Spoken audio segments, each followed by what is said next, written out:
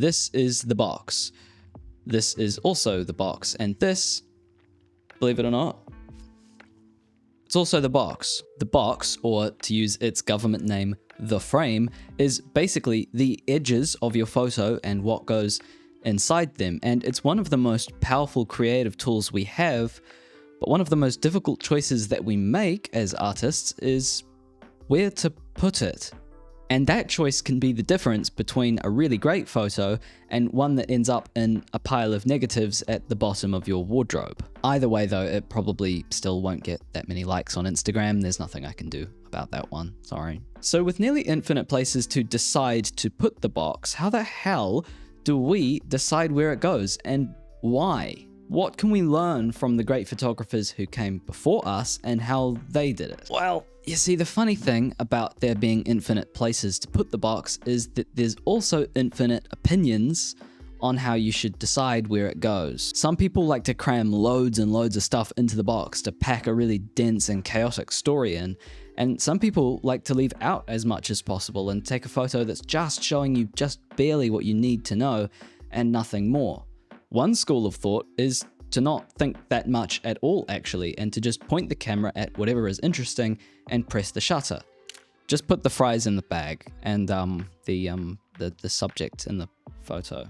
I can't stress enough, this style of shooting is not a bad thing. There's a lot of heart and honesty in snapshot style photos, and just because they're not cleverly composed doesn't make them bad photos. Stephen Shaw, who's undeniably a pretty successful photographer, has spent a long time working on deliberately shooting these snapshot style photos to see what he can learn from it. And on the other end of the spectrum is rules. Rule of thirds, the golden ratio, leading lines, don't talk in the movies, speed limits. And while having those rules to fall back on as sort of an artistic safety net is super useful, I think it's really important to be careful.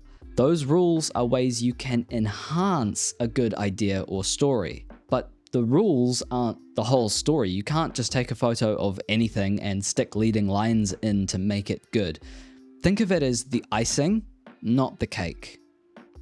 Now I want cake. Also, remember, rules are made to be broken. You can have a lot of fun deliberately composing weird or wrong if you want to make your images really unique and funky. I really like to play with cutting people's bodies or heads off. In the frame. But if we want to be more deliberate than a snapshot photographer without needing to be as rigid as a rules photographer, what then? How do we decide on where to put the box? Well, where we put the box does decide what's in the photo we're going to take, but what it also decides is what's not in the photo we're going to take. Sometimes you can make a really big impact by leaving a lot of the photo basically empty, or other times you can make a really big impact by playing around with the edges of the frame so the viewer doesn't get to see the whole story and has to fill in the gaps themselves. John Meyerowitz agrees.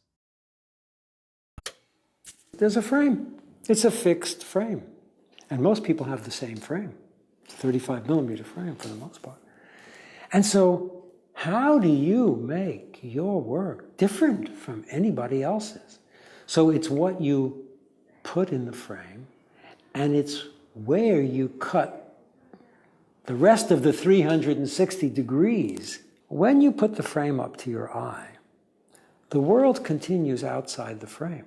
So what you put in and what you leave out are what determines the meaning or potential of your photograph. As you might have guessed, it all comes back to story. You put the box where it lets you tell the story as best as possible. Maybe using the rules if that's what the story calls for, or maybe taking a snapshot if that's what the story calls for. And it doesn't have to be complicated. Your photos don't always need to be technically advanced or compositionally complex to complement your characters. In fact, you don't even have to commit to either one of these approaches. You can just do both and see what you like better once you've edited the photos. There's no good reason not to shoot the same scene 2, 3, or 4 different ways. Unless you're shooting Ektachrome, in which case maybe go easy on the budget. It can be tempting to laser focus on the technical or art theory big brain aspects of photography because, well, let's face it, they work. Understanding color theory or camera angles does immediately make your photos more striking, and seeing your results improve really quickly when you start to use those ideas is really fun. But I think asking where does the box go might be the wrong question entirely. You are responsible for what's in the frame, what's in the edges, and when the shutter is snapped. Okay, I try to frame in terms of what I want to include. I don't think about pictures when I'm photographing. I see life. That's all there is. In my viewfinder, it's not a picture there. You're not a picture. Winogrand said he doesn't see pictures, he sees life. So maybe there's a completely different question we could be asking. And I think that question is, how does this make you feel? Well, pictures look, and it's the easiest thing in the world. It's natural to make those pictures we know. It's boring. You don't learn anything that way. You keep making what you know. So I try to deal with things. I've worked out my own way, I guess, to contend with that problem of being programmed about knowing too much about pictures. If I just sniff something that way, I'll go that way. And it's totally instinctual.